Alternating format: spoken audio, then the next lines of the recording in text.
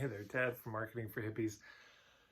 Um, Another puttering session case study. This was one I did, gosh, a couple of months ago now, and it was a real delightful conversation. And the fellow, um, he wanted to help people spend more time in the mountains without fucking up their life and going broke, which I thought was a great niche. I'm not one of those people. I got no desire to go spend time in the mountains and go hiking. That seems like a special kind of hell for me. But there's some people just that's what they want to do. They just want to be out there in the woods and exerting themselves and seeing the grandeur of nature and beauty, and they want to spend more and more time. But they've got to pay the bills. They got a life. They got a relationship, and so they don't want to fuck up their life. They don't want to go broke. And there's all this gear, and I'm sure there's a whole world of expensive gear that once you get into it, you could lose a lot of money fast. And so we were talking about that. I said, man, this is really cool. I said, have you helped anyone with it? He said, yeah, I've got like 8 case studies. I had him think about it. He said, I wrote down 8 people that I helped really make some progress on this journey. And I said, well, then we started talking about hubs, and of course, mountaineering groups. There's outdoor groups, there's hiking groups. There's all different kinds of groups, but we started to map out what some of the hubs could be. But let's take mountaineering groups as one. Because there's a bunch of those, and there's a bunch of local, statewide, national, global mountaineering groups. There's probably mountaineering podcasts as well, magazines, hashtags, Facebook groups. But I said, I would go and design a presentation to these mountaineering groups, and I said, you just come up with the gold, silver, bronze offer. So just as a recap, for those new to this, the bronze offer is the DIY, the do-it-yourself. Hey, just it's videos and some PDFs.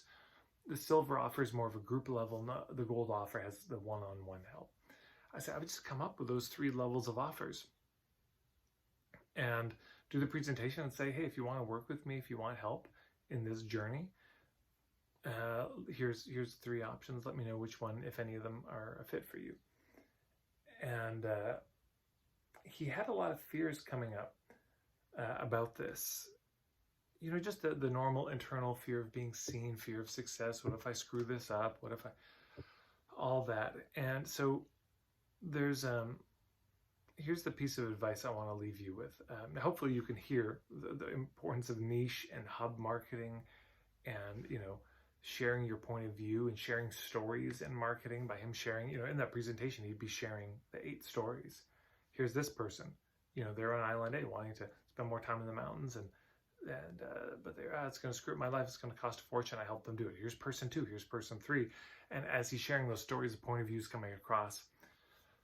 But then, towards the end, he had all these fears. And I said, okay, here's what I'm going to invite you to do. I gave him like 7 minutes. I said, I want you to write them all down. Give them a voice. Let them live. What are you scared about? It's reasonable to be scared. Make a list of all those fears. And then he had them. I said, okay, so here's the homework. Deal with them. There's lots of kind of inner work. All of us have different things we've come across, and he had some things he'd come across. I said, just if you go through every single fear on that list and deal with it, wrestle it to the ground, question it, really make it pay its rent, you'll be in a very different place in a month. If you just one a day, just chip away at it, you would be amazed. Often what happens is we have these fears, but they're sort of nameless, nebulous in the background, and they run the show. Instead, put them on paper and use it like that's your checklist. Those are your marching orders. Really dig into it. I mean, for me, it's been the work of Byron Katie. For other people, there's other work that, helps them reevaluate these things and the veracity of them. Are they true? So that was the homework that I left him with. I just thought it was such a beautiful niche, full of possibility. And isn't it amazing, even with such a strong niche, you can have these fears come up. And I think sometimes these fears come up because it's so important to us. When you find something that really matters to you, there's an actual fear of losing it.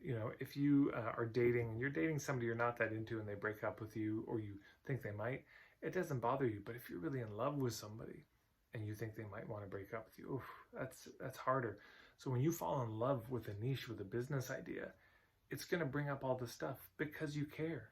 So those fears are not a sign that you're off track. They're a sign that you are so completely on track finally you're on track, and you're on track enough that now the real stuff is going to come up inside you to be dealt with. And that's not a bad deal at all. So when it comes up, don't treat it as, oh, this is a reason to stop. This is in the way of my progress. This is the way. Because here's the other thing. Do you think that his clients might also have some of those same fears? The ones who want to spend more time in the mountains, not fuck up their life, not go broke? You think they're not going to have some fears that may be actually identical to the ones he's feeling, because this matters so much to them and they want, finally they're realizing how much being in the mountains matters? You think they're not going to? Of course they will. And his credentials in helping them, his street cred will come from him having dealt with his own fears on the way. So hopefully that's helpful. If you have any thoughts, reflections, questions on this case study, put them below. I'd love to see them. If you like these videos, you can subscribe and hit the bell icon. If you really like these videos, why not share them? Share what you love, since you found something that matters. That's so important to you. But wherever you can share these videos, it's a huge help. Otherwise, I gotta kind of sit here on YouTube.